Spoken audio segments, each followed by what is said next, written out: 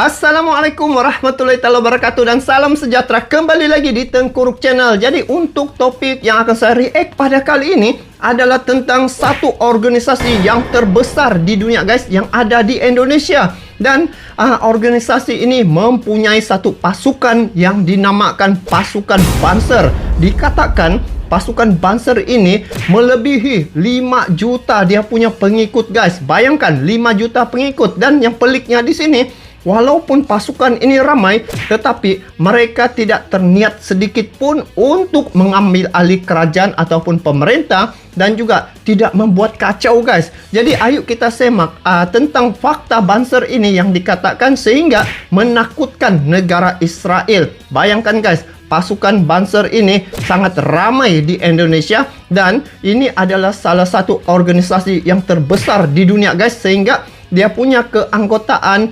melebihi 150 juta pengikut guys. Nah, jadi ayo kita semak di sini ada satu video dari channel EEDJ ya guys, yang mana Israel kaget lihat fakta Banser Nahdlatul Ulama ini mendunia guys. Nah, jadi kepada kalian yang menonton video ini, support juga dia punya channel ya dengan memberi like, komen, dan bagi yang belum subscribe boleh subscribe ini channel EEDJ. Jadi mari kita tengok bagaimanakah fakta Banser Nahdlatul Ulama ini sehingga kan membuat Israel sangat kaget apabila melihat kekuatan ataupun fakta tentang Banser ini. Jadi langsung saja kita semak klip video ini. Jom.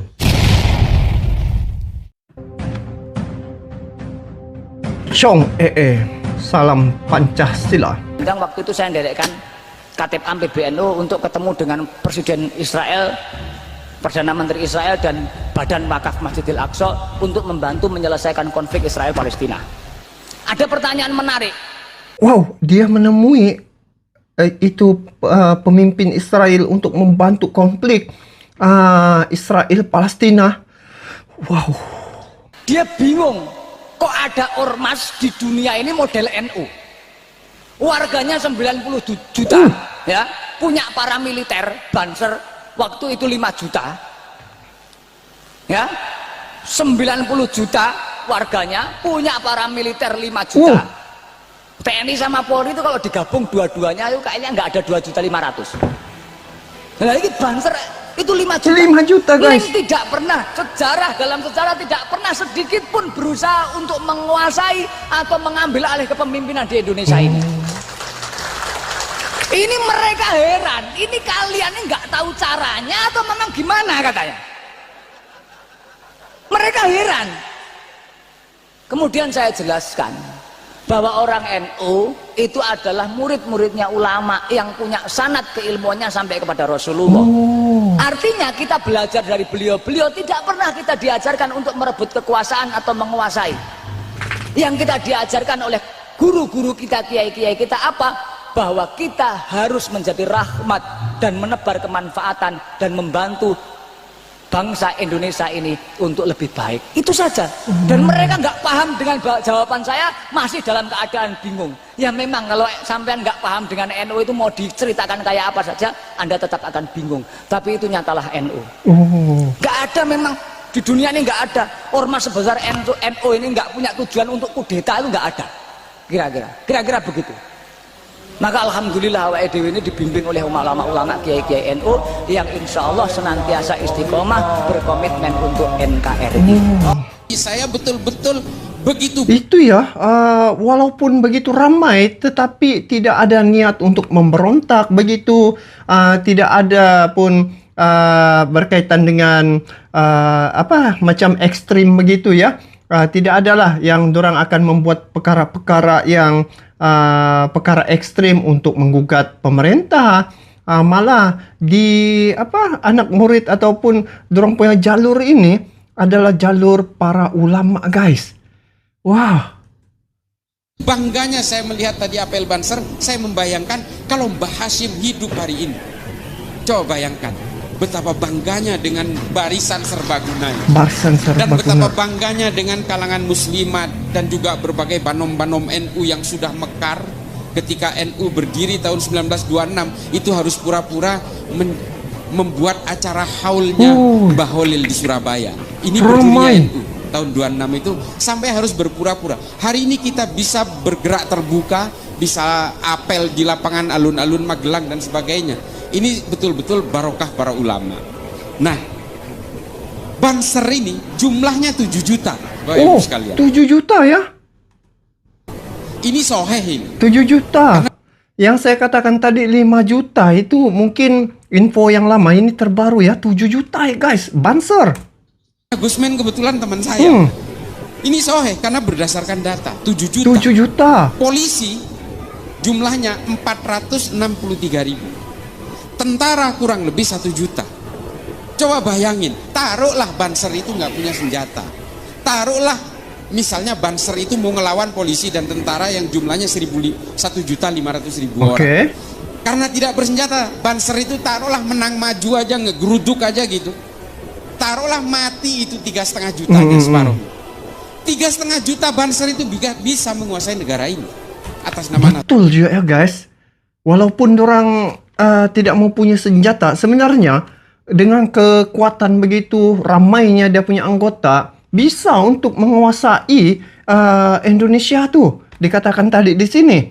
Tetapi karena dorang punya disiplin dan juga dorang punya pembawaan ini, pembawaan yang baik ya, dorang tidak ada terniat pun begitu, malah mereka ini amat dikagumi ya guys. Sehingga yang tadi dikatakan dari Israel amat kaget melihat fakta tentang Banser ini.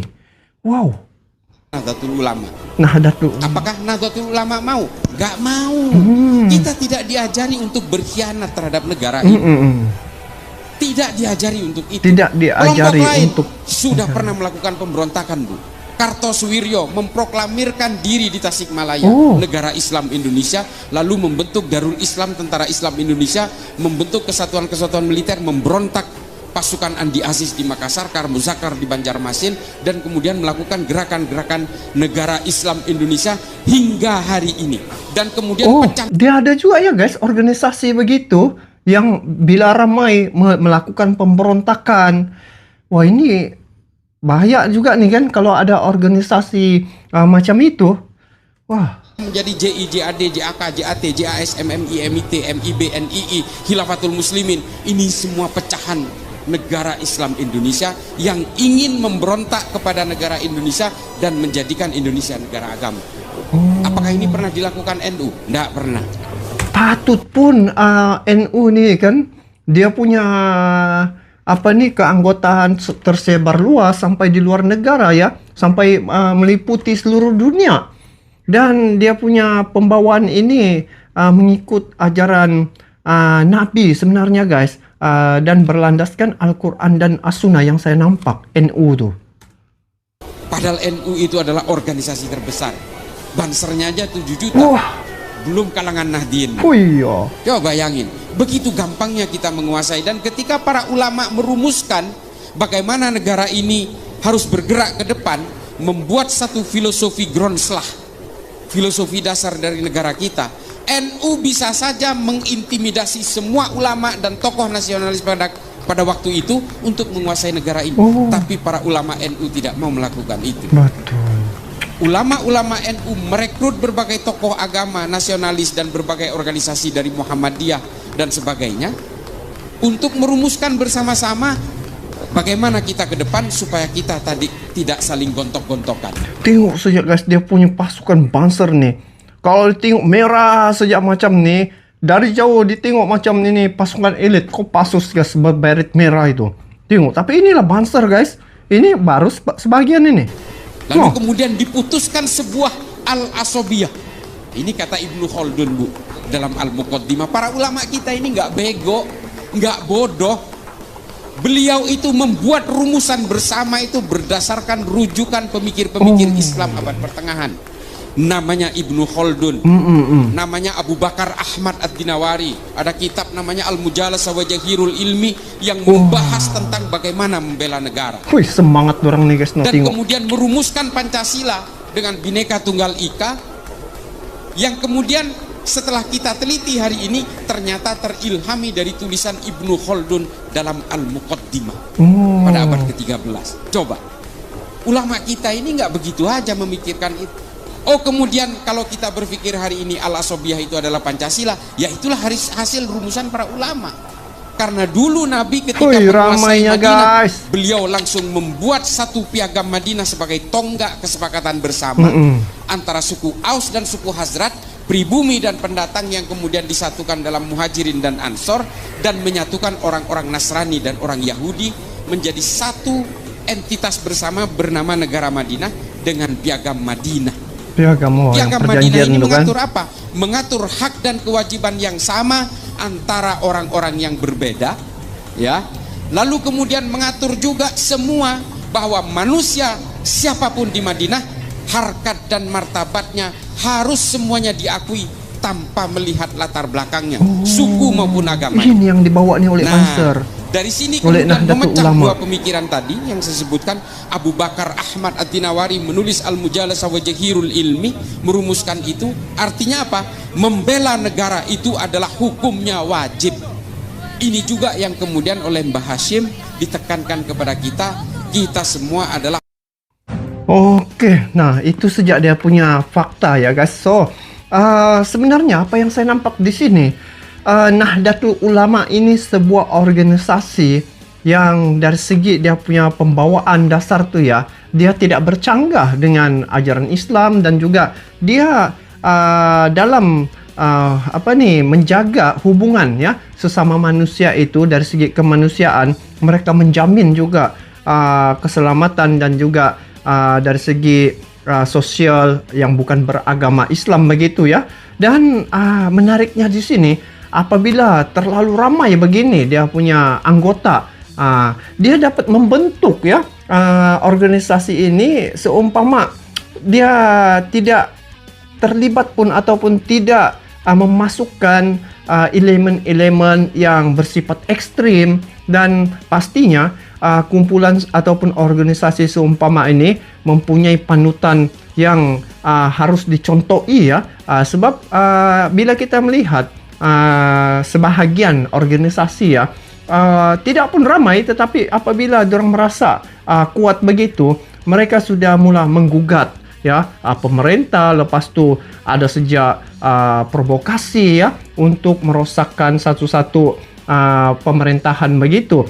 Saya teringat ya ketika Afghanistan ya telah diambil alih oleh Taliban begitu ya, kerana mereka ada satu macam organisasi begitu. Jadi diorang menggugat satu kerajaan itu untuk mengambil alih. Tetapi yang bezanya pada Nahdlatul Ulama ini, pada pasukan Banser ini, sungguh pun terlalu ramai dan dikatakan paling ramai di dunia ya guys. Tetapi mereka tidak pun terniat untuk mengubah ataupun mengusik kerajaan ataupun membuat hal dengan pemerintah ya. Malah mereka lagi menyokong perkara-perkara apa yang mengikut kepada pemerintah Indonesia itu. Nah, jadi di sini fakta tentang Banser ini ya, saya kira tadi 5 juta, rupa-rupanya sudah sampai 7 juta ya dia punya anggota Banser tuh. Dia walaupun tidak memiliki senjata, tetapi kekuatan dorang ini, bayangkan guys, dengan ramainya begini bisa sebenarnya untuk memporak-perandakan satu-satu negara. Tetapi kekuatan yang ada pada Nahdlatul Ulama ini adalah karena mereka dipimpin oleh orang-orang yang betul, orang-orang yang soleh, dan juga orang-orang yang berpengetahuan tinggi. Nah, inilah perkara yang membuat Israel kaget nih guys, yang saya tengok apabila melihat tentang fakta Banser ini tidak ada di tempat lain, melainkan ada pada Indonesia. Nah, jadi ini info amat menarik guys berkaitan dengan Banser Nahdlatul Ulama nih, patutlah dikatakan di sini sehingga mendunia, karena apa yang dibawa itu tidak bercanggah dengan Al-Quran dan hadis, dan semua apa yang diorang ikuti itu adalah mengikut para ulama-ulama yang begitu alim guys. Nah, jadi bagaimana pula pandangan kalian terkait dengan perkara ini guys? Nanti kalian boleh komen di bawah. Jadi itu saja untuk kali ini. Kita bertemu lagi di video akan datang. Sampai jumpa lagi. Assalamualaikum warahmatullahi wabarakatuh.